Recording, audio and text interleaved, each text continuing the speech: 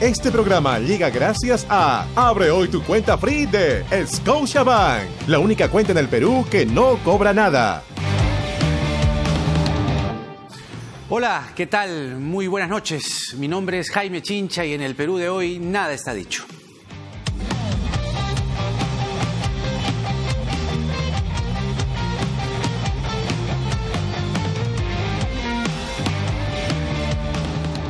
Esta noche acaba de escribir en su cuenta de Twitter la abogada Juliana Loza lo siguiente: comparto mensaje de Mark Vito Villanela, quien, dadas las graves afectaciones contra la libertad de Keiko, anuncia el inicio, de una huelga de hambre, así como lo está usted leyendo. Juliana Loza en su cuenta de Twitter está confirmando, informando que Mark Vito va a iniciar una huelga de hambre. A ver, vamos a entrar al detalle del texto, a ver si me acompañan y también lo ponemos. Ahí está, más abajo, el texto de Mark Vito. Dice, es de puño y letra: en vista que el Ministerio Público está montando un gran show para evitar que mi esposa salga libre y nadie dice nada, he tomado una decisión radical. Punto aparte. El día de hoy, aquí en los exteriores del penal donde se encuentra mi esposa, me declaro en huelga de hambre para que la opinión pública nacional e internacional sepa lo que está pasando. Tomo esta medida para decir dos cosas muy concretas. 1, basta ya. 2, alto al show.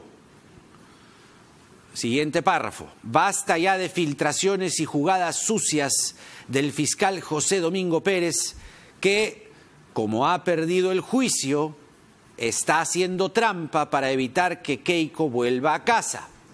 Lo dice Mark Vito Villanela, Alto al reality show de declaraciones sorpresas, de estaciones o citaciones de último momento, de filtraciones de información reservada.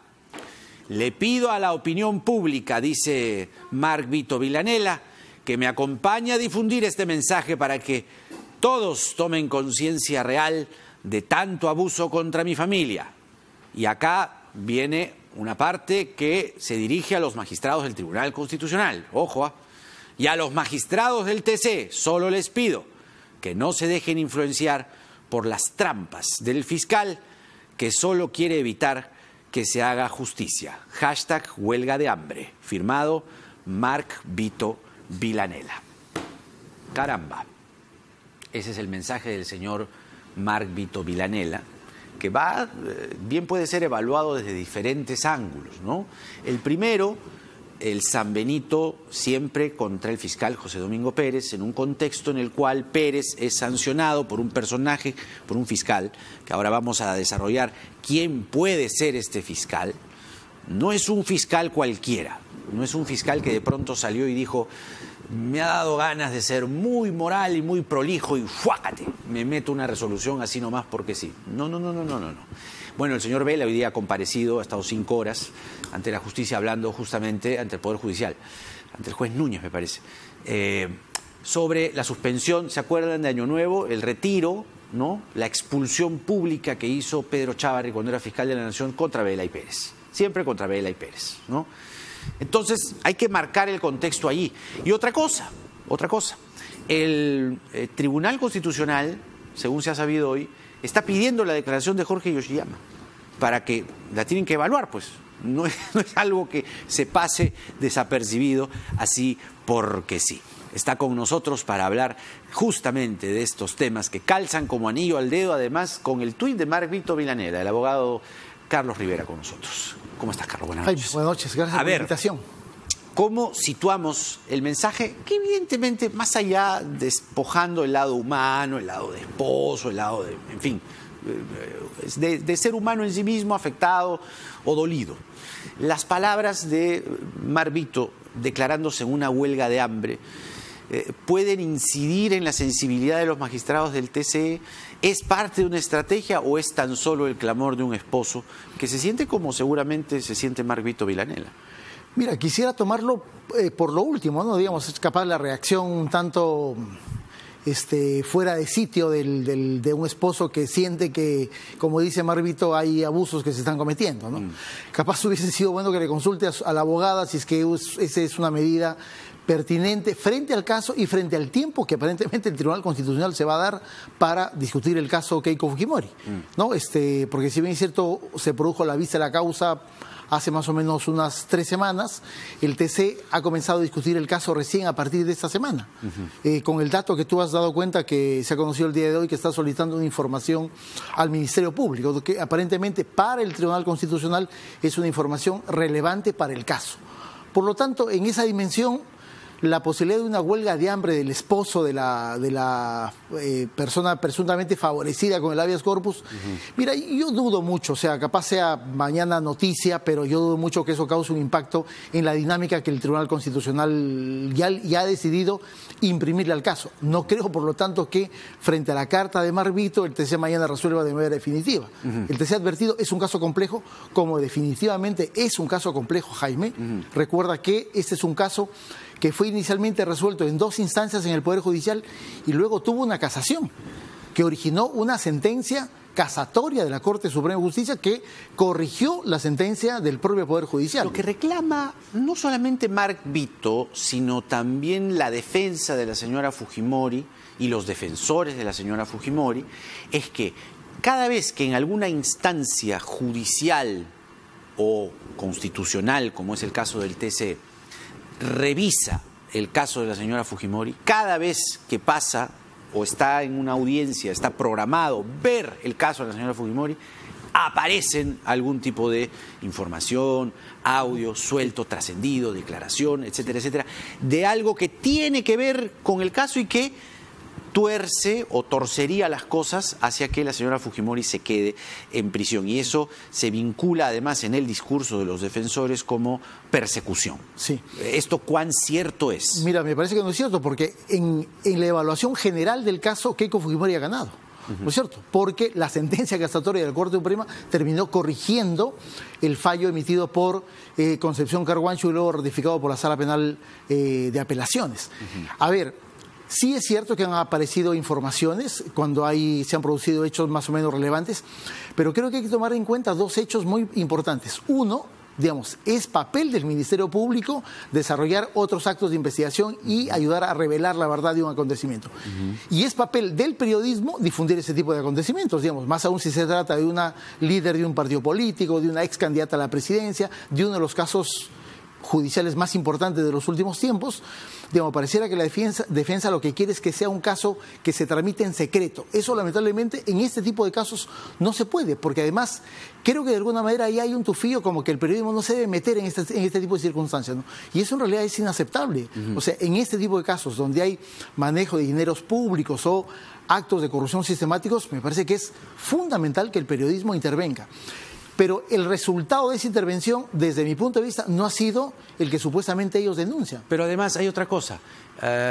¿Acaso el testimonio de Jorge Yoshiyama es, no sé, una difamación, no, un pasquín? Ese es el otro asunto. ¿Es un suelto, un trascendido? El asunto, la declaración de Yoshiyama, en sus términos originales, no ha sido un trascendido de un medio de comunicación. Fue una decisión que la defensa de Yoshiyama y el propio Jorge Yoshiyama tomaron el momento que se estaba discutiendo ¿Ellos acaso dijeron, la prisión preventiva? Vamos a declarar para que Keiko se quede en la prisión?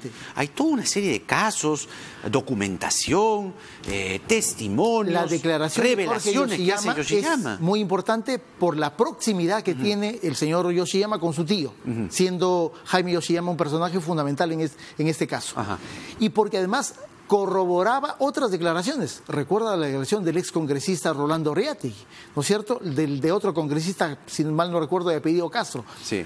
Lo que ayudaba es a corroborar el dato revelador que dio Jorge Yoshiyama es que él sí había participado de una manera absolutamente directa y concreta en el famoso pitufeo de los fondos otorgados por Odebrecht, ¿no es cierto? Y me parece que eso fue en su momento, sí, un elemento de información muy importante, pero que ocurrió en el momento que se estaba discutiendo en la audiencia en octubre del año pasado. Hay una segunda parte de la conversación con el doctor Carlos Rivera que tiene que ver, ahora sí, concretamente, sobre los fiscales Rafael Vela y José Domingo Pérez. Rafael Vela hoy día ha testificado ante la justicia, ha hecho declaraciones además muy gruesas, vamos a conversar sobre ello, pero permítanos, doctor Rivera, hacer primero un paréntesis porque en las últimas horas, hablando de una mafia ya consumada, en lo que a sentencia se refiere, la de Moreno, así fue, y vamos a ver estas imágenes, así fue como Félix Moreno, que ha sido ya detenido, cayó en esta casa de Cieneguilla por la madrugada. Hay incluso un ambiental, vamos a ponerlo de vuelta para que usted escuche, hablan de un dinero. Fíjese en qué situación fue encontrado Félix Moreno. ¿Cuánto hay? Es tuyo, ¿no? 8.900. Ese es tuyo, ¿no? 8.900. Nada más, ¿no? Pero cuente bien. No, acá nada más. Cuéntalo. Vamos a caer. Pero no puedes contar así. ¿Sabes qué? Hay que se va, si corten todo. Ya. ¿Qué pasa el baño, pues? ¿Qué pasa el baño? Vamos, pero corta. Hay alguna femenina ahí. Nada.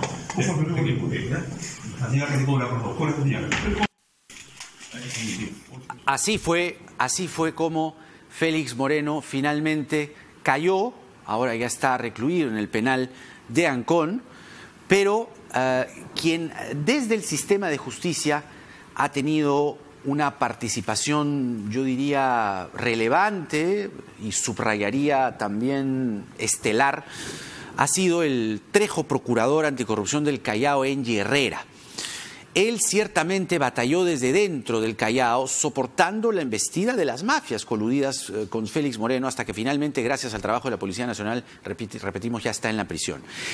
Pero la historia no termina aquí y el procurador Engie Herrera está en el teléfono. Doctor Herrera, buenas noches. Muy buenas noches, Jaime, ¿cómo estás? Gracias por atendernos. Y saludos previamente al público que te escucha, ¿no? Y te ve a través de este medio, ¿no? Para usted, la condena a Moreno por el caso del Fundo Oquendo significó un antes y un después en la lucha del Callao contra la corrupción. Hoy, con Moreno ya en la prisión, yo quería preguntarle qué previsiones debe tomar el INPE y la justicia para evitar que Moreno pueda seguir operando desde Ancón, teniendo en cuenta que hay una veintena de funcionarios que se coludieron con él y que aún son prófugos de la justicia. Claro, mira, como tú lo has dicho, hay un antes y hay un después. Efectivamente, nosotros venimos batallando esta lucha contra la corrupción, no de ahora, sino de aproximadamente de hace 4 o 5 años atrás. Sí, nosotros primero quiero indicar que saludo que tan rápidamente y con los apremios de ley se haya logrado esta captura. Sin embargo, nosotros exigimos también, aprovechando esta plataforma, que el Ministerio del Interior también, bajo los mismos apremios, también puedan seguir a los demás funcionarios que lo acompañaban durante más de 25 años de corrupción. Claro.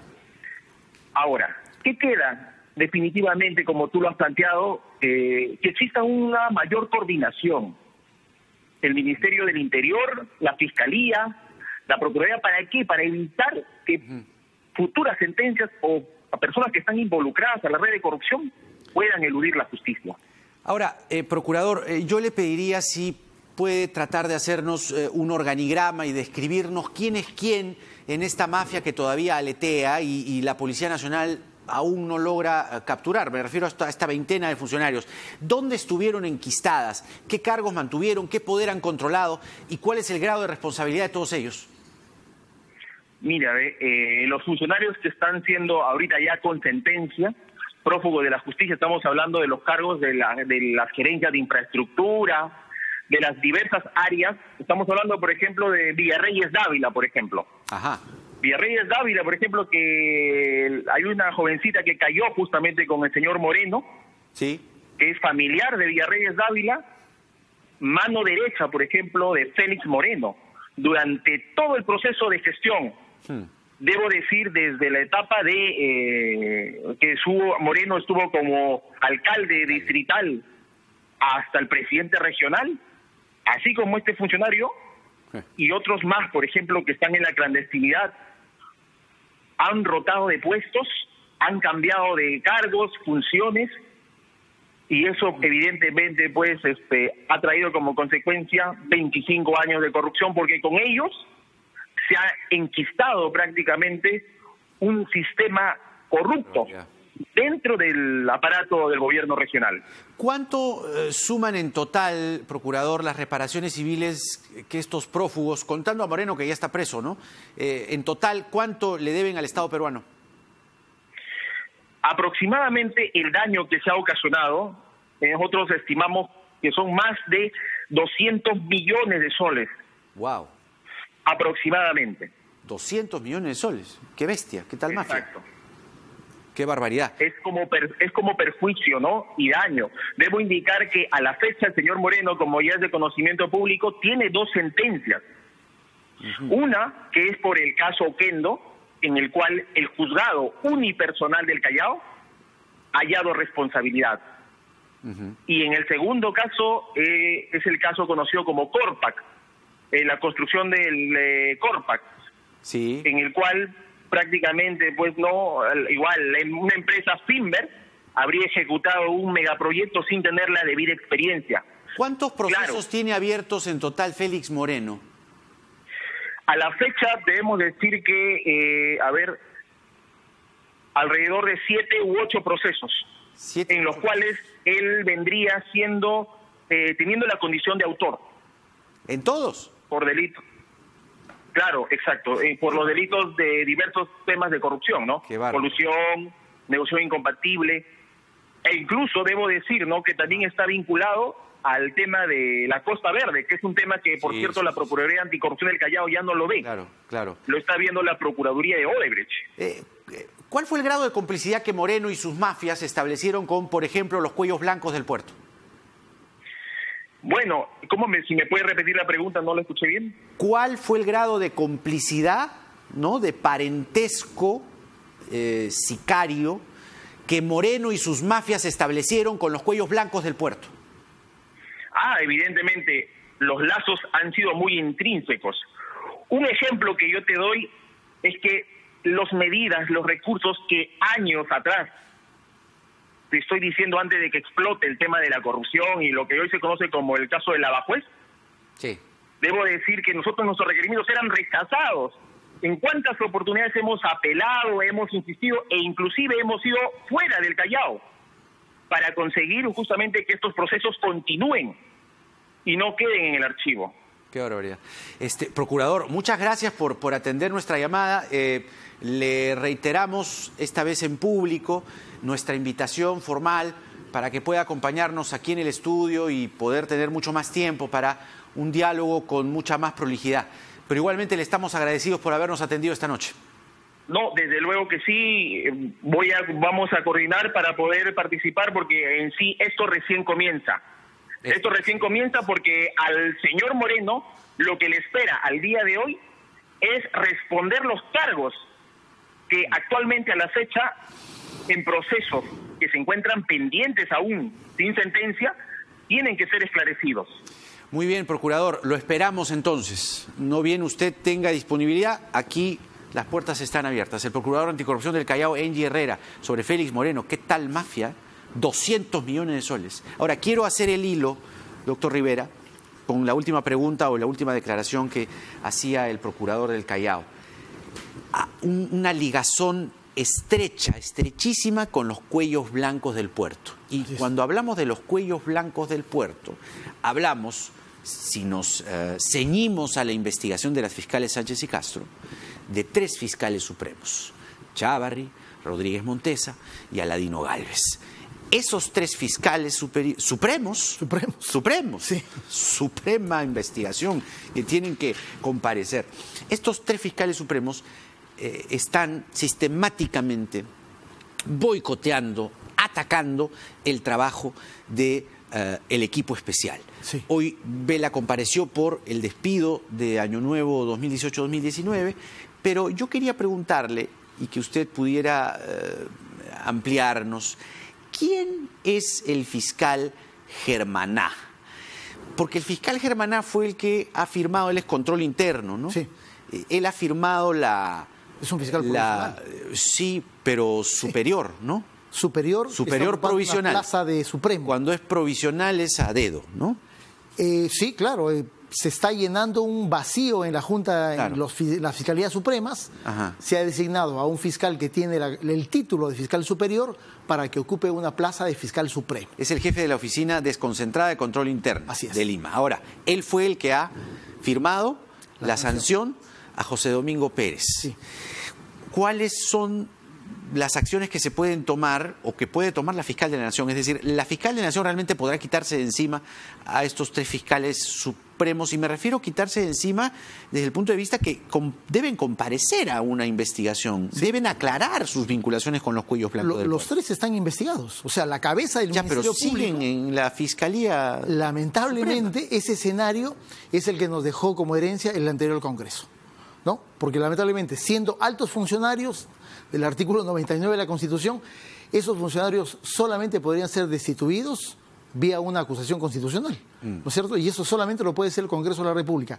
Se intentó en el caso de Chávez, donde había más hechos y más circunstancias, hasta cierto punto, groseras de una intervención delictiva, ¿no es cierto? No solamente el asunto por el cual Vela hoy día y ayer Pérez Gómez han declarado, que es la destitución como integrantes del equipo especial. Recordemos el tema del allanamiento o el deslacrado o el ingreso a la oficina lacrada por el propio fiscal Vela, es decir, hechos que no hay otra forma de calificarlos sino como delitos. Bueno, esas personas están integrando hasta la fecha la Junta de Fiscales Supremos. ¿Qué cartas le quedan a la fiscal de la Nación? Ella mandó un primer mensaje, literalmente fue un mensaje a la Nación, cuando tuvo que marcar la cancha respecto a situar la investigación precisamente a los cuellos blancos, sí, cuando querían sacarse de encima a Pablo Sánchez. Exactamente. Esa fue un primer paso que dio la fiscal de la Nación. Sí. Pero realmente ella puede, vamos, hacer frente a estos 3 fiscales supremos que lo único que están haciendo es tratando de boicotear el trabajo de anticorrupción. Tiene un camino y un ámbito, yo diría, limitado, ¿no es cierto? O sea, la Fiscalía de la Nación, en el caso de la señora Zoraida Ábalos, sí tiene el poder de designación y sí tiene el poder de remoción de cualquier fiscal en el Perú, ¿no es cierto? Esa es la razón por la cual, a pesar de esta suerte de movida que se había generado en la Junta de Fiscales, recordemos que los fiscales son 5, la Junta de Fiscales son 5, y por lo tanto ahí hay una mayoría y 3 siempre van a ser más que 2, y esos 2 son Ábalos con el fiscal Pablo Sánchez. Pero si bien es cierto, ella tiene ese poder que lo hizo respetar en esas circunstancias que ocurrieron hace un poco más de un mes hacia atrás, pero efectivamente el manejo y la conducción del Ministerio Público vive en unas circunstancias, yo diría, básicamente de zozobra, porque justamente la correlación de fuerzas al interior de ese órgano de gobierno es una correlación que está siendo favorecida para esas personas que están vinculadas ya no solamente a partir del dato periodístico, sino a partir de investigaciones que el juez Hugo Núñez Culca desarrolla en la Corte Suprema de Justicia. Y por lo tanto, esa es una situación, yo diría, inédita, insostenible además. O sea, está en manos, en todo caso, del juez Núñez. Del juez Núñez. Ahí está. Pero adicionalmente el juez Esa es Núñez... la cancha. Esa es la cancha, y por eso Chávarri ahora supongo que verá que su situación ha empeorado. Pero en realidad lo que resulta insostenible, Jaime, es que fiscales supremos que dirigen una institución que supuestamente persigue los hechos delictivos estén investigados y sometidos a medidas limitativas de derechos. La mayoría. Porque han cometido de hechos locos. delictivos. O sea, eso no es correcto, pues no es correcto.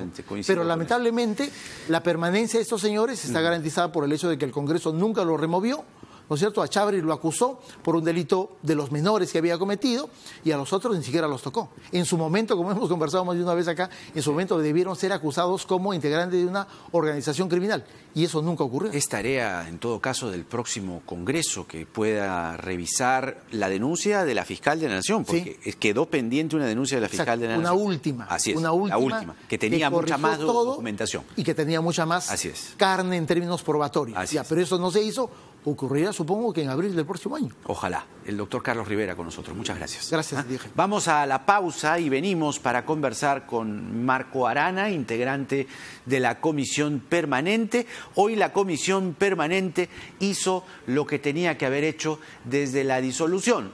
Ya ha conformado grupos, una dosis de realina se han tomado, el señor Olaechea y algunos otros, y han dicho: es verdad, el artículo 135 de la Constitución dice que tenemos que revisar los decretos de urgencia. Y han conformado grupos. El congresista Arana está en uno de ellos. Y es muy interesante. Lo hemos leído, lo vamos a conversar con él, porque tiene que ver con obras paralizadas. Y no son 2, 3, 4. Son 867 obras paralizadas, que suman más o menos, grosso modo, 16 millones de soles. ¿Sí? ¿Es correcto? No, 16.800 millones de soles. Nada está dicho.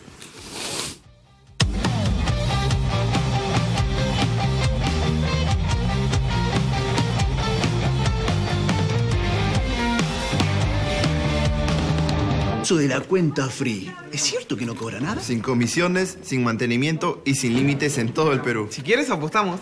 Dale, papá, apostamos. Si te dicen que la cuenta free no cobra nada, es porque es la única que no cobra nada. Ábrela en Scotiabank o Credit Scotia. ¿Escucharon? Y ahora también abre tu cuenta free desde el app Scotiabank.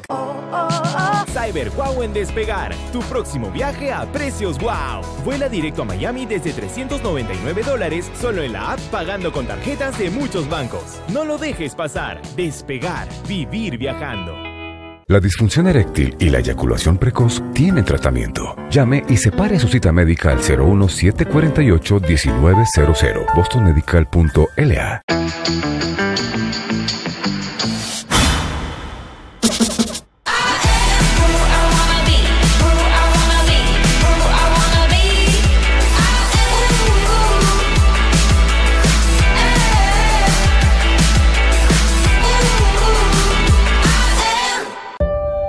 Para ser innovador hay que aprender de los que no son como tú, de los que no piensan como tú, de los que no aman como tú. Los innovadores no siguen la corriente, ni se rinden a supuestos límites. La innovación empieza por abrazar las diferencias, porque solo escuchando otros puntos de vista puedes aprender. Abre tu mente. Innova UPC. Este jueves y viernes, ven al cierrapuertas de Casa Ideas. Hasta 50% de descuento en toda la tienda. Visítanos en Lima, Ica, Arequipa, Trujillo, Chiclayo, Cusco, Piura y Huancayo. Eso de la cuenta free, ¿es cierto que no cobra nada? Sin comisiones, sin mantenimiento y sin límites en todo el Perú. Si quieres, apostamos. Dale, papá, apostamos. Si te dicen que la cuenta free no cobra nada, es porque es la única que no cobra nada. Ábrela en Scotiabank o Credit Scotia. ¿Escucharon? Y ahora también abre tu cuenta free desde el app Scotiabank. Cyber Wow en Despegar, tu próximo viaje a precios wow. Paquete a Cancún desde $39 al mes, pagando en 18 cuotas sin intereses con tarjetas BBVA y Bambi. No lo dejes pasar. Despegar, vivir viajando.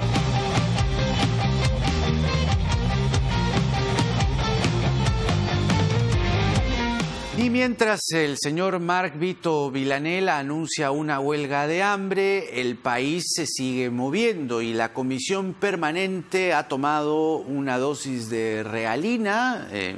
Mi invitado Marco Arana, integrante de la Comisión Permanente, le agrega también un shot de ubicaína.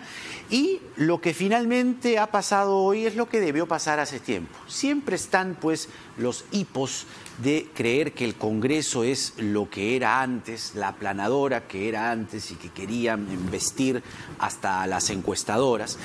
Pero lo cierto es que hoy se ha conformado ya grupos de trabajo que evalúen los decretos de urgencia que está emitiendo el Ejecutivo. Y es que allí está el contrapeso que se necesita en este momento para ponerle lupa, hacer zoom y ver qué cosa puede estar haciendo mal, que no me cabe la menor duda que pueden estar pasando cosas, pero los congresistas de la Comisión Permanente, los integrantes de la Comisión Permanente, son los que tienen que emitir opinión al respecto. Congresista Arana, integrante de la Comisión Permanente, ¿cómo está usted? Buenas noches. Buenas noches, Gracias Jaime. por venir. A ver, también por la invitación. estos grupos, vamos a hablar de la comisión permanente y vamos a hablar de... Usted está en el grupo del DUO 008. Voy a presidir ese grupo de trabajo. Exactamente. Pero además soy miembro del grupo de trabajo del 005, ¿no? Pero ¿le parece si hablamos del 008? Y sí, también del 005, pero como preside el 008 creo que ahí hay muchas cosas que desgajar. Por lo pronto, lo que dice el decreto de urgencia, y lo tengo aquí, que de acuerdo con un reporte de obras paralizadas emitido por la Contraloría, Gobierno Nacional, Gobiernos Regionales, se ha identificado que existen 867 obras paradas. El monto, lo dije antes de ir al corte, 16.870 millones de soles y pico, ¿no? Ahora, dice aquí que hay una mayor gravedad, considerando que gran cantidad de obras paradas cuentan con un mayor nivel de ejecución. ¿Qué van a poder revisar ustedes? ¿Podrán recomendar que se culminen, que se avancen todas estas obras? ¿Es posible hacerlo? ¿No deberían ver, por ejemplo, si alguna obra trae consigo alguna valla salteada, algún recoveco de ilegalidad, alguna sombra que se podría investigar a futuro? Sí, yo creo que lo primero que hay que decir que el antecedente de este decreto de urgencia es una iniciativa legislativa que presentó la Contraloría General de la República cuando el Congreso estaba en funciones y que señala que efectivamente habrían 867 obras públicas paralizadas, algunas por más de 1971 días, es decir, por más de 5 años, ¿no? Para mirar la incompetencia y lo terrible que es esto, porque cuando estamos hablando de obras públicas, ¿de qué estamos hablando? Escuelas, hospitales, carreteras, en algunos casos incluso entiendo que hay infraestructura deportiva, ¿no? Como un coliseo en Chimbote. Ya, pero 5 años de obras paradas, y me llamó la atención el artículo 11 de este decreto de urgencia que dice: el presente decreto de urgencia tiene una vigencia de 1 año. ¿Cómo en un año pueden destrabar 867 obras? Es que lo que pasa en las conversaciones que hemos sostenido previamente con la Contraloría cuando se presentó el proyecto de ley anterior, es que la Contraloría ya las tiene identificadas. En algunas de estas obras, algunas de las cuales cuestan varias decenas de millones de soles, ¿no? Resulta que porque no terminaron o hubo un problema con el contratista, por 10 millones de soles, por 20 millones de soles, no se hicieron las puertas, no se hizo el cierre de la obra y ha terminado esta obra, finalmente mal utilizándose y deteriorándose, incluso con propio dinero del Estado para el mantenimiento, pero no funciona. Entonces, la Contraloría ha identificado estas obras y lo que hay que hacer en el grupo de trabajo es mirar si todas estas obras tienen la misma relevancia social. ¿A qué me refiero con eso? Por ejemplo, no es lo mismo que esté paralizado un coliseo con lo importante que es el deporte, que esté paralizado un hospital, ¿no? Obviamente. ¿No? ¿Quién determina carretera. esa necesidad? Así es. Esa necesidad es la que hay que establecer en este momento en relación de la información que tenga la Contraloría. Ustedes van a poner en relevancia uno con respecto a otro y discriminar proyectos. Eso es lo que espero poder hacer y proponer en el plan de trabajo a la Comisión con la información que nos mande la Contraloría, ¿no? Porque en realidad, por un lado hay que mirar la relevancia social de esas obras. Si es una carretera, un hospital, una escuela, creo que estaremos de acuerdo que tienen absoluta prioridad y también dependiendo del número de usuarios al que acceden.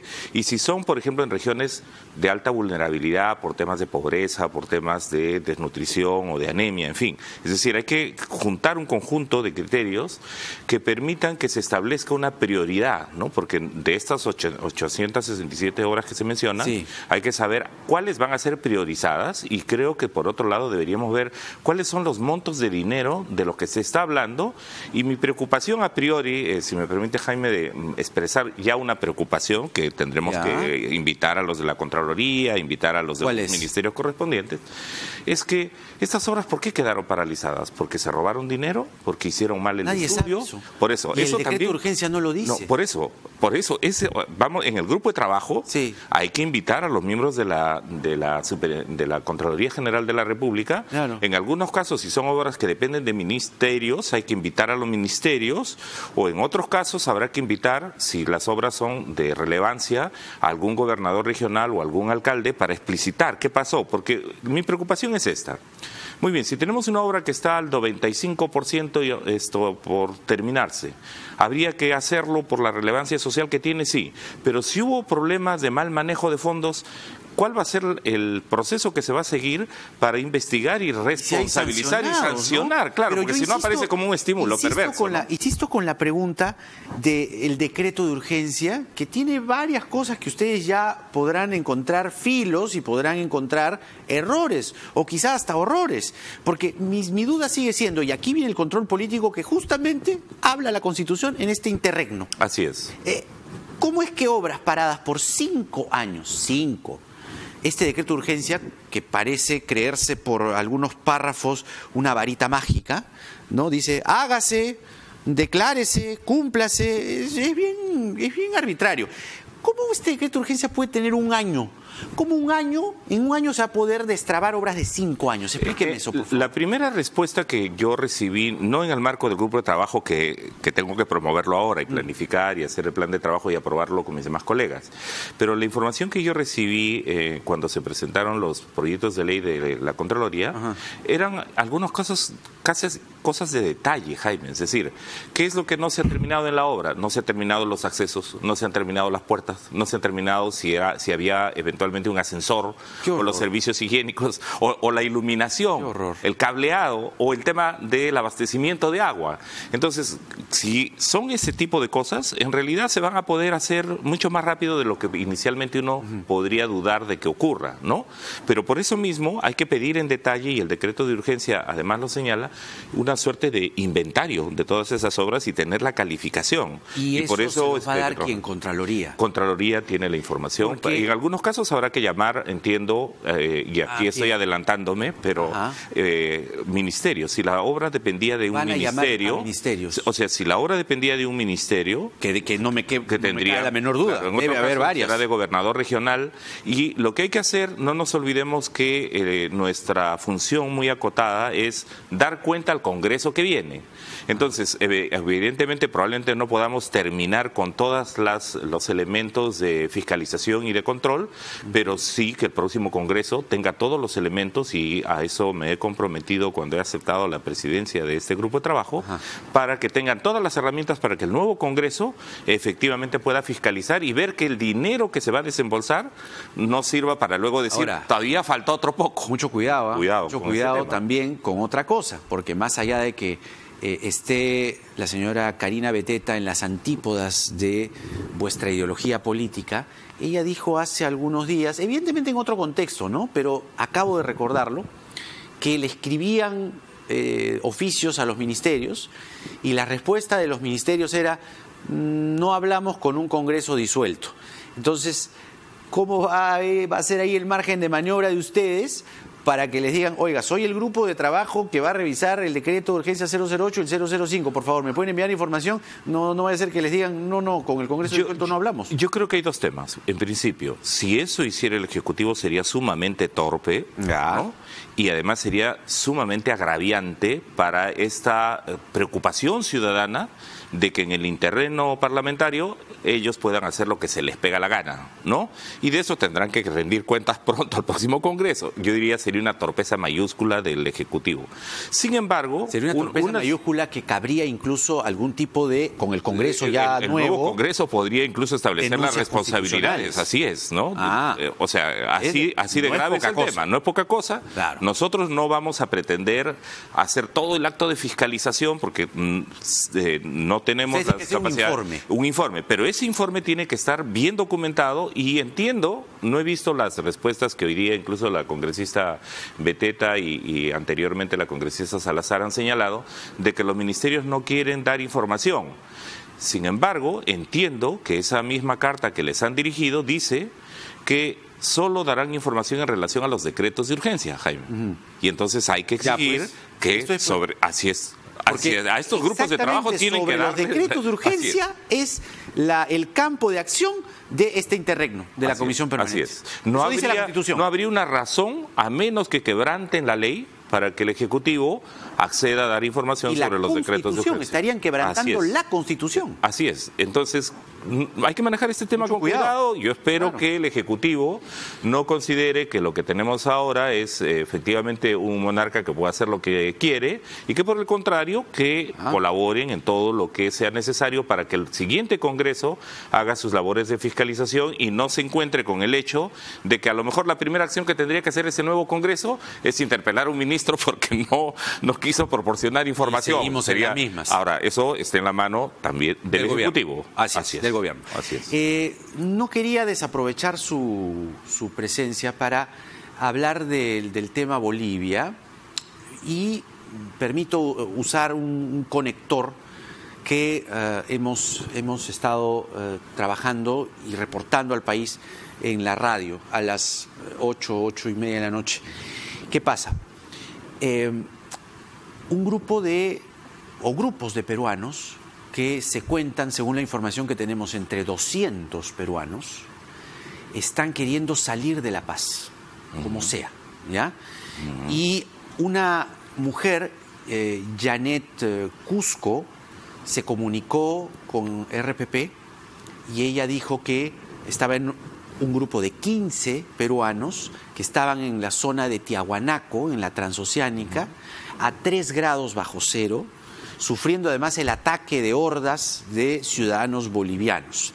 La Cancillería no nos contestaba a los teléfonos, tengo que decir la verdad, y cuando hemos dicho lo que hemos dicho y hemos empezado a decir dónde está el cónsul, dónde está la Cancillería, ahí recién han reaccionado. Y hay un tuit además que se ha publicado esta noche que dice: la Cancillería y su red de consulados en Bolivia se mantienen alertas ante cualquier caso de connacionales que se puedan encontrar en situación de riesgo. Es decir, bueno, más vale tarde que nunca al final.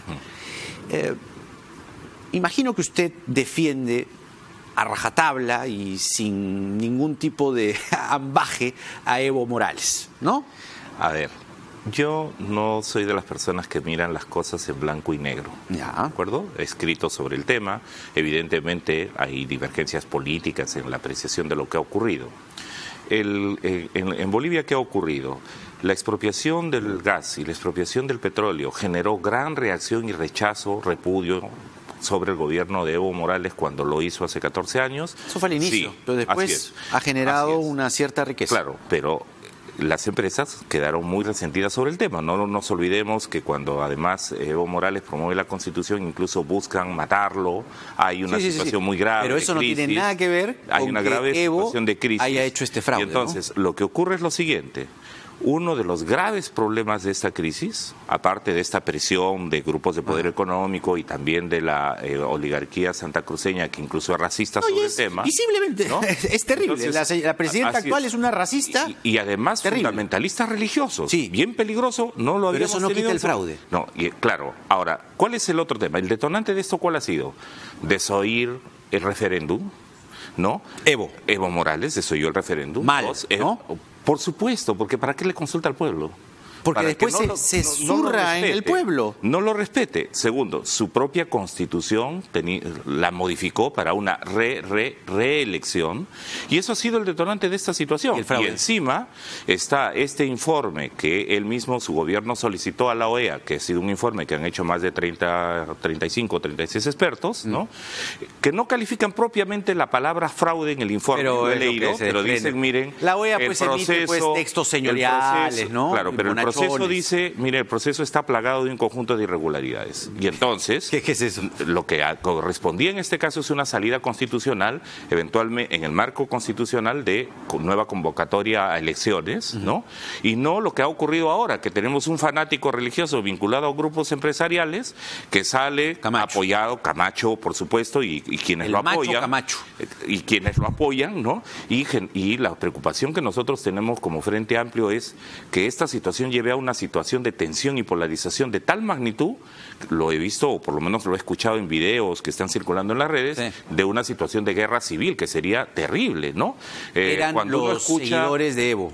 Claro, cuando uno escucha, por ejemplo, a los miembros de la Federación de la Central Obrera Boliviana diciendo la democracia la conquistaremos si es necesario con dinamita, lo que estamos hablando es de una situación de inestabilidad y de riesgo muy grande de una conflagración civil que es inaceptable, y por eso es lo que nosotros estamos diciendo, restituir el Estado constitucional y que la comunidad internacional pueda garantizar que en el marco de su propia Constitución, respetando su soberanía, haya una salida dialogada y pacífica. ¿No se ha seguido una sucesión constitucional con Áñez, que más allá de que entre con la Biblia... No entiendo, Jaime, de lo que he podido... ¿No es la presidenta legítima? Lo que he podido ver es que, en principio, lo hace sin el quórum del Congreso. Y con los congresistas del MAS, ¿no? Eso eso se parece mucho a lo que hizo Meche Arauz en otro contexto de juramentar, ¿no? Sin los debidos recaudos constitucionales, y termina siendo una presidencia que no funciona. Entonces,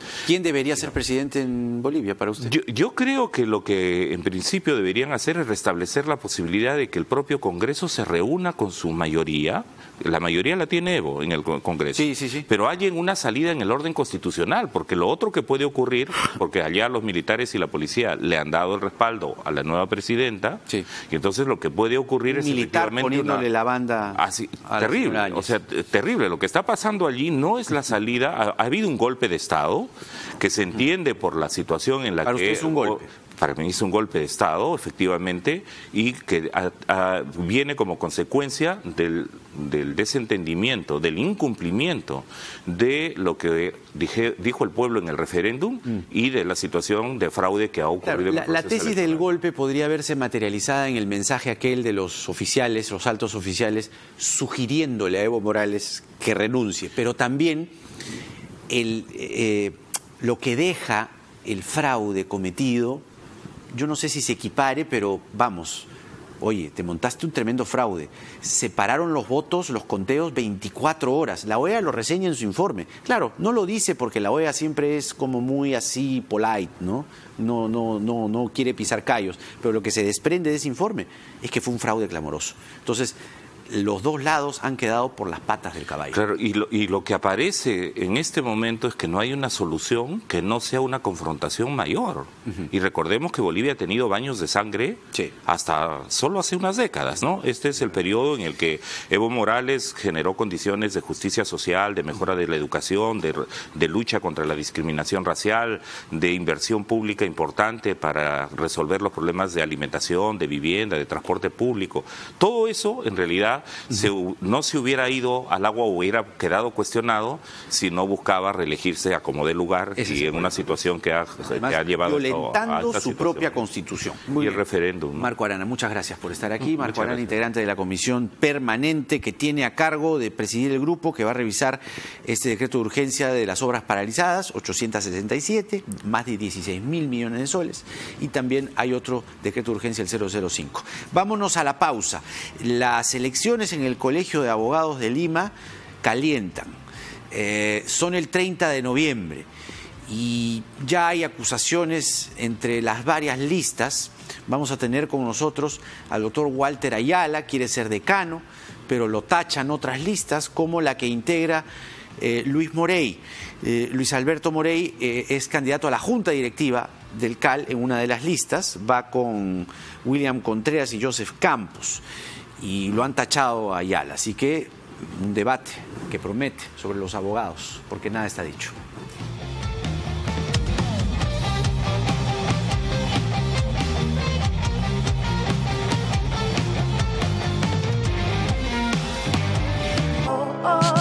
Cyber Wow en Despegar. Tu próximo viaje a precios wow. Hasta el 13 de noviembre, 15% de descuento en vuelos, alojamientos y paquetes comprando en la app de Despegar con tarjetas de muchos bancos. Cyber Wow en Despegar. No te lo pierdas. Despegar. Vivir viajando. La disfunción eréctil y la eyaculación precoz tienen tratamiento. Llame y separe su cita médica al 01748-1900, bostonmedical.la.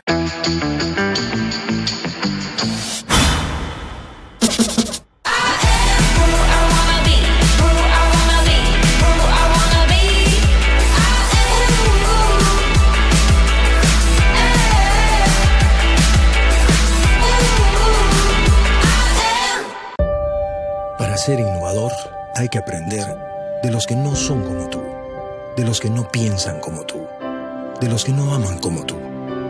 Los innovadores no siguen la corriente, ni se rinden a supuestos límites. La innovación empieza por abrazar las diferencias, porque solo escuchando otros puntos de vista puedes aprender. Abre tu mente. Innova UPC. Este jueves y viernes, ven al cierrapuertas de Casa Ideas. Hasta 50% de descuento en toda la tienda. Visítanos en Lima, Ica, Arequipa, Trujillo, Chiclayo, Cusco, Piura y Huancayo. ¿Cómo somos los peruanos? amables. Somos peloteros, somos hinchas. ¿Juegas pelota? Emprendedores, pero a algunos se les pueden pegar las sábanas. ¡De buen diente! ¡Uy, qué rico huele! Son más divertidos. Descubrir nuestra identidad es el reto de este programa. Todos los miércoles a las 10 intentaremos averiguar usted y yo cómo somos los peruanos.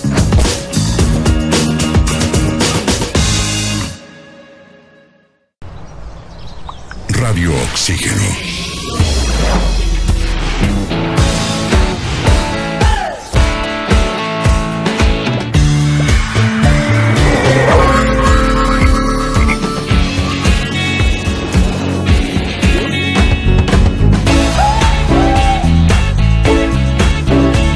Vemos el mundo diferente porque respiramos música.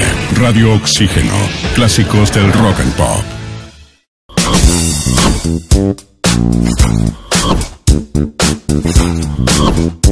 La tecnología nos abre un mundo de posibilidades. Entérate de todo en Newsly.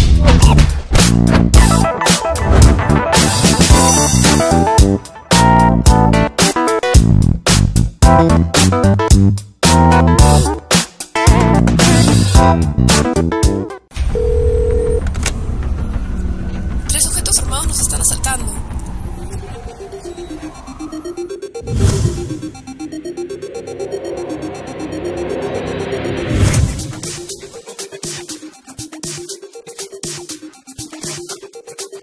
Cuando estés lejos de sentirte seguro, contacta al Rotafono, la línea de ayuda más efectiva. Llámanos al 438-8008. Contáctanos a nuestro WhatsApp 951-431-013 o encuéntranos en Facebook y Twitter usando el hashtag Rotafono.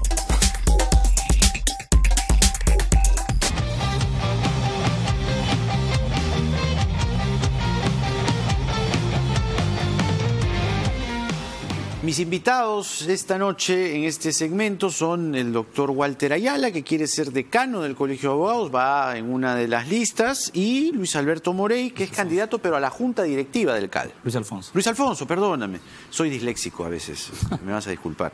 Luis Alfonso Morey ha escrito que el señor Ayala no puede ser candidato, lo están bajando del micro, lo están jalando del poncho. ¿Por qué? Doctor Morey. Bueno, gracias por la invitación, Jaime, y antes de responder, simplemente quiero expresar como abogado mi solidaridad con Fernando Cantuarias Salaverry, colega nuestro, que está, en mi opinión, injustamente privado de su libertad. Creo que situaciones como las que él vive en este momento son justamente las que me han animado a mí a participar en esta elección al Colegio de Abogados, justamente para defender no solamente a los abogados, sino al Perú de las arbitrariedades y los abusos. ¿Decidiste postular por Cantuarias? No, me terminé de animar al ver que situaciones como la de Fernando Cantuarias se dan todos los días en el Perú. Hay un montón de gente privada de su libertad. Este tema de la prisión preventiva, creo que se está haciendo un muy mal uso del tema. La libertad en el Perú hoy vale nada. Y pienso que el Colegio de Abogados tiene el deber, la misión de preservar la jurisdicción. Es relativo, pero si entramos al debate ahí nos perdemos del tema de fondo. A ver, el tema concreto, ¿por qué el doctor Ayala dice que no puede postular? A ver, técnicamente es impresentable, sin ninguna connotación negativa, o sea, no puede presentarse porque él ha integrado la junta directiva que está actualmente en funciones. Y hay una regla en el reglamento de elecciones del Colegio de Abogados que imposibilita que las personas que han integrado la junta directiva participen en esta elección. Así de simple. El señor la ha integrado y renunció, ¿no? Y pese a que ha renunciado, se Cuando encuentra... dices impresentable, ¿a qué te refieres? A que no se puede presentar. O sea, está inhabilitado para poder postular. Una pícara utilización de las acepciones del diccionario de la Real Academia Española. Sin ánimo de ofender al doctor Ayala, que me acompaña aquí al... A ver, entonces el doctor Ayala puede hacer sus descargos. Buenas noches, muchas gracias por la invitación, Jaime. Acá el colega, ha dicho una verdad a medias. Hace un momento, antes de comenzar, dijo que la tacha está bien planteada y todo lo demás, ¿no? Yo tengo acá la resolución número 15 que declara infundada la tacha. O sea, acá el colega piensa una cosa, pero el tribunal, a pesar que el tribunal no lo reconozca, infundada la tacha. No, désela al doctor Moreno. Infundada la tacha. señor dice que defiende la tacha, el mismo infunda la tacha. Ahora, ¿cuántas tachas habrán? Una sola. ¿Una nomás? Una sola. Ahora le digo otra cosa. A ver. Nuestro estatuto, que viene a ser nuestra constitución interna, nombró a un comité electoral legítimo en una asamblea general. Ese comité electoral admitió mi candidatura. Yo tengo acá la resolución número 1, donde admite mi candidatura, dice porque cumplo con todos los requisitos. De repente para el colega yo no debería presentarme, pero si el comité electoral me da luz verde, ni hablar. Y no solamente sacó esta resolución número 1, sino también sacó la resolución número 9, que está acá, donde también, ¿qué es lo que dice acá? En solicitud de inscripción de candidatos tal, dice que habiendo subsanado las observaciones formuladas por el colegiado de la resolución número 1, referente a la inscripción de candidatos, y habiendo cumplido con los requisitos señalados, admitir a trámite la inscripción de los siguientes candidatos y junta directiva, Walter Ayala. Ahora, la observación de Luis Alfonso Morey es que usted ha sido director de la Dirección de Ética del CAL. Claro. Entonces, sí, pero igual... Aquí yo también tengo... procedente. Sí, porque aquí yo tengo, el documento, ¿no? Donde está, digamos, con todos los sellos y la formalidad del caso, la renuncia del señor y la aceptación de la renuncia por parte de la Junta Directiva. Y también te lo... ¿La renuncia de quién? Del señor Ayala a la Junta Directiva que él integró. Entonces sí estaría técnicamente habilitado. Puede haber renunciado, pero ha formado parte. No, a mí no me la des, dásela al señor, no sé. Pero la conoce. Ya. Nuevamente es algo impreciso. Todo el Perú sabe que a mí el día 29 de enero de este año se me destituyó. Se me sacó a la fuerza por emitir una medida cautelar contra Pedro Chávarri. Estamos en el año contra la lucha contra la corrupción, pero sin embargo hemos visto que en el Colegio de Abogados, lejos de luchar contra la corrupción, han estado blindando árbitros. ¿Recuerdas, Jaime, que vine acá yo hace una semana? Sí, y le dije el que señor Morey ha empezado su alocución solidarizándose precisamente con la situación de los árbitros. Bueno, pero yo le digo una cosa, si se cumplen los 3 requisitos, ese es el tema. Acá hay que hacer lo correcto, nada más. Si se cumplen los 3 presupuestos, procede una prisión preventiva o procede una medida cautelar. ¿Chávarri también tiene que ver entonces en esta situación? Es que todo nace de ahí. Estamos hartos de Chávarri. Todo nace de ahí. Como le dije una cosa, yo quiero ser decano porque yo quiero limpiar nuestro gremio. Para mí, nuestro gremio está tomado por intereses partidarios y yo quiero romper ¿Señor eso. Morey representa algún interés? Yo la verdad recién lo conozco acá al colega y no he investigado ni tampoco tengo ni una referencia acá que el colega, ¿no? Sería mentirle, ¿no? Bueno, pero ¿va o no va para usted, entonces? Pero para yo terminar la idea, ¿no? Porque acá venimos por el tema, ¿no?, de mi exclusión. Resulta que usted ha metido Chávarri, los árbitros. No, es que yo quiero limpiar nuestro gremio, es por eso que estoy acá. Ya. El comité electoral legítimo, que fue elegido en una asamblea general, dice que yo sí puedo postular, pero sin embargo, ¿no?, en una asamblea que se da el día 30 de octubre, una asamblea solamente para rendir cuentas nada más, se saca de manera arbitraria al comité electoral porque dicen que no debieron de admitir mi candidatura. Pero ¿quién lo dice eso? Lo dice la asamblea. La asamblea, ¿por quién estuvo?